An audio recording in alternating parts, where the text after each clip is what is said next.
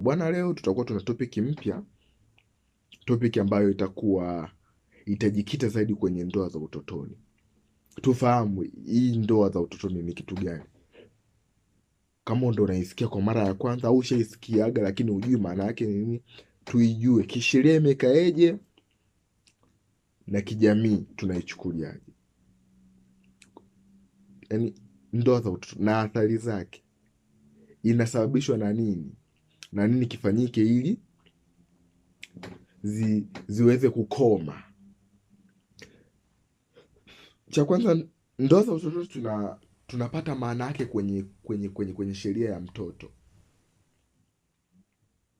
kwa sababu tuna utotoni. Utotoni ni mtoto. Mtoto ni nani? Ni mtu yoyote aliyekuwa chini ya miaka 18, huyo ni mtoto. Kwa ikitokea au ikabainika unaoa binti ambayo iko chini ya miaka 18 au umemlazimisha, umemtorosha, ukamwachisha na shule, ndio unaenda kuoa, tutakuhukumu kwa sheria ya mtoto 2009 ufanya marekebisho 2019, tutakuhukumu hapo, kwa sababu bado tunamchukulia kama ni mtoto, ingawa sheria ndio imekukubalia kwa chini ya miaka 15 lakini hasomi. Lakini tunaangalia sheria mama ni ipi, kwa sababu hivi ni ukinzani tu wa vifungu vya sheria, ila sheria mama ipo, kwa tutakuhukumu hapo, kwa sababu binti anasoma. Sheria ya elimu inaelezea wazi, kwa tutakuhukumia hapo. So nini kinapelekea ndoa za utotoni? Kwanza ni nini hizi, na kitu gani ambacho kinapelekea hizo ndoa? Madhara yake ni yapi? Cha kwanza kabisa ni utamaduni.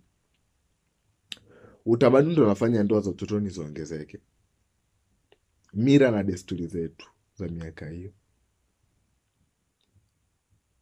Kuna baadhi ya makabila walikuwa wanatoa mahari kabla ya mtoto kuzaliwa, yuko tumboni, naleta ng'ombe, kondoo, mbuzi kabla hata mtoto hajazaliwa na lazima utapokea, kwa sababu ndio mila zetu. Lakini hiyo ni mbaya. Kitu kimoja tu, tunawaathiri hawa watoto, tunawapangia maisha ambayo hawayataki. Ya pili ni uchumi. Chongelea familia iko ina dhiki sana, nini, wanaamua kumwozesha mtoto ili wapate hela za mahari, aidha ile familia itaweza kuwahudumia, ila mtoto hajakubali. Sisi tunaelewana, na hata kama ikiwa amekubali, sisi tunaamini mtoto alikuwa chini ya miaka 18, huyu ni mtoto, anaweza akashawishiwa akakubali. Hatuamini kuwa ni akili zake, no, tunaamini ukashawishiwa. Kwa sababu hata sheria ya ndoa kifungu namba 9 ibara ya kwanza kabisa pale 9(1) inaelezea kuwa wanandoa mume na mke wakubaliane pasipo kushurutishwa. Hiyo ndio ndoa halali, ila ukishashurutishwa sio ndoa. Wakubaliane, basi tumekubaliana tunaoana, sawa sawa, na saini certificate inaitwa pale, kile cheti cha ndoa. So kwa mtoto tunakuwa tunamshurutisha, lazima tunaita ndoa za utotoni, tunawaforce. Athari zake ni zipi? Ukahaba. Watoto wengi wanakuwa ni makahaba. Kwa nini? Ongezeko la watoto wa mitaani litaongezeka, kwa sababu mtoto anamzaa mtoto, hawezi kulea. Yaani mtoto wa miaka 15 anazaa akiwa na hawezi lea, hawezi, atatelekeza tu mtoto, au yeye naye ataingia mtaani. Matunzo bora kwa watoto yatakufia hapo. Msitarajie huyo mtoto aliyoolewa akiwa ni mtoto atakuwa na malezi bora kwa mwanae. Yaani yeye ni mtoto na anazaa mtoto, na huyo mume au huyo ambaye amemuoa usitarajie kuwa atampenda sana. Zaidi ataenda kumnyanyasa tu, kwa sababu ni mtoto, afu ambabaishi. na hajui haki zake. So ndoa za utotoni inapelekea watoto wa mitaani, inapelekea kuto kupata kwa basic mahitaji muhimu kwa watoto. Sisi tunaelewana vizuri. Nyingine tena hapo hapo tena inapelekea kuongezeka kwa magonjwa ya zinaa, tena sasa kwa wale watoto inamwathiri kisaikolojia, inamwathiri emotional, kihisia, kwa sababu hampendi huyo mzee. Inamwathiri kiuchumi, kwa sababu angekuwa na uchumi maybe yuko imara, angeweza kufanya maamuzi kwa hapana, nahitaji kusoma. Tunakatisha ndoto zao, tunakatisha ndoto zao. So tumeona matokeo, tumeona madhara hayo, tumeona hizo sababu zinazopelekea ukatili, tumeona hizo maana hiyo huo ndoa za utotoni. Nini kifanyike? Kama kawaida yetu, serikali kwanza, vyombo vyote vinavyohusika ambavyo vinawajibika kwenye kuzuia na kutokomeza ndoa za utotoni zifanye kazi yao kisawasawa na kujitoa. Cha pili, maboresho ya sheria zitakazowalinda hawa watoto. Situmuona hapa kama tuna sheria mbili zinazokinzana, sheria ya ndoa na sheria ya mtoto, kwa uboreshaji wa hizo sheria. Cha tatu, ushirikiano kati ya jamii na vyombo vinavyohusika na vinavyowajibika na kutokomeza na kuzuia ndoa za utotoni, kwa sababu kuna baadhi ya wazazi nafikiri kwa kutokuwa na elimu, sijui wanakuwa wanamkatisha mtoto wao shule, wanamkatisha masomo, wanamtorosha. Si fair, maana tunakatisha ndoto za watoto wetu wenye kwa mikono yetu kwa sababu ya fedha wenye. So vyombo vinavyohusika na vyombo wanaswarabu, ndio mimi mwenyewe ni miongoni mwao ambao najitahidi kutoa hizi elimu, kila mtu ajue. Tutoe elimu, tutoe na training na seminars ili watu waweze kufahamu kwa ndoa za utotoni ni kosa kisheria.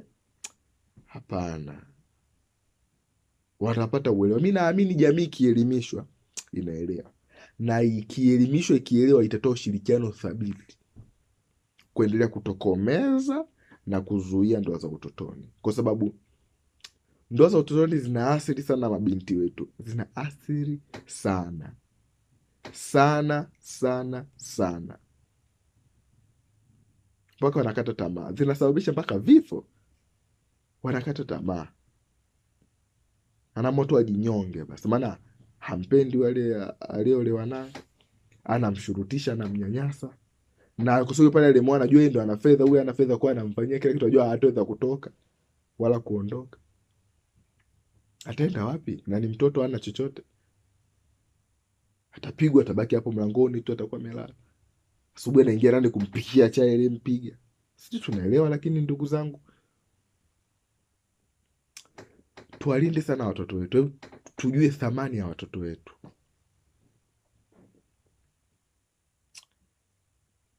Na ina nifanye nifikirie, nitakuja kutoa somo zuri ya malezi bora kwa mtoto wa kiume na wa kike.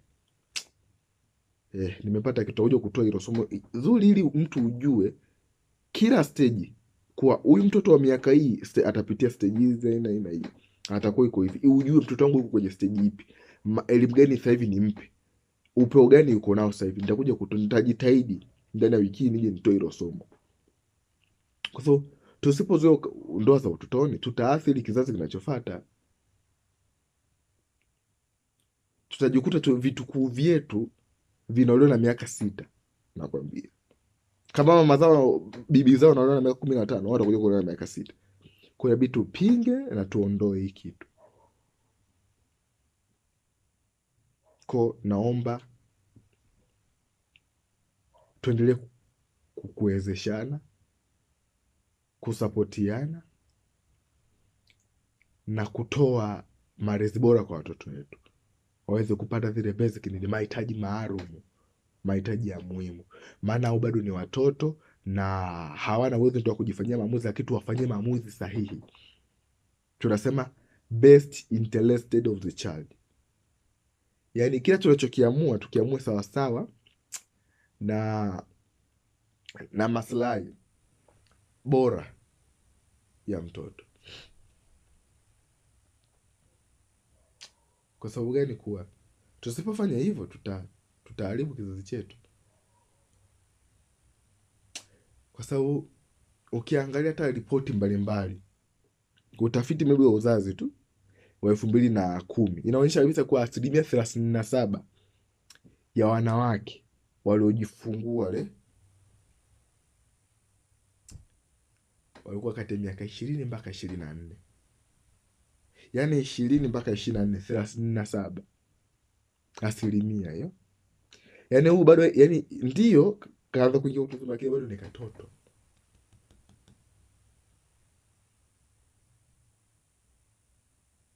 Hii ndo umri ambao maybe ndo anamalizia kusoma chuo nini, atoke hapo. Ndo ile mtoto anamlea mtoto mwenzie, ndio hiyo. So mi naamini bwana, tutabadilika na tutapaza sauti zetu, kwa sababu mpaka ikiwa inaonyesha hichi kitu kuwa ripoti ya 2010 wanawake mabinti kati ya miaka 20 mpaka 24 30%. Maanake hawa wote hawa 80% na kitu waliolio na miaka 18, 19 hapo 17 ndo humo.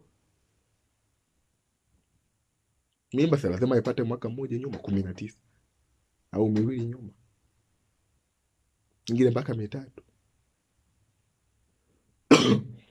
So tuwe makini ndugu zetu hapo. Na mara tena nyingine nitakuja kuongelea tena kuhusu mirathi, tuone na kaeje. Mimi naomba niishi hapa kwa leo, maana hii niliongea kwa uchungu, kwa nafikiria naangalia watoto wetu zao wanavyotaabika, maana tunakumbana na kesi nyingi, tunazijua, tunajua jamii inayopitia. So naomba niishie kwa leo hapa. Nafikiri video inayofuata nitaelezea mambo mengi mazuri. Usikose tu kusubscribe channel yetu, kutufuatilia TikTok na kutufollow Instagram. Kama utakuwa una dukuduku maybe, au una changamoto kwenye upande wa sheria au upande wa malezi au upande wa hata counseling tunafanya, okay? Upande wa counseling, malezi ya watoto, ndoa, upande wa mirathi, migogoro sijani, ni free of charge, ni bure. Unaweza ukanidimu hapo na nini, tukakupa ushauri na njia bora nini ufanye ili uweze kupata haki yako. Maana tunafanya vyote hivi kwa ajili ya kuweka, tunasema equal treatment, usawa, si ndio? Yes, nasema asante. Kwa jina naitwa Kennedy Michael, asante sana.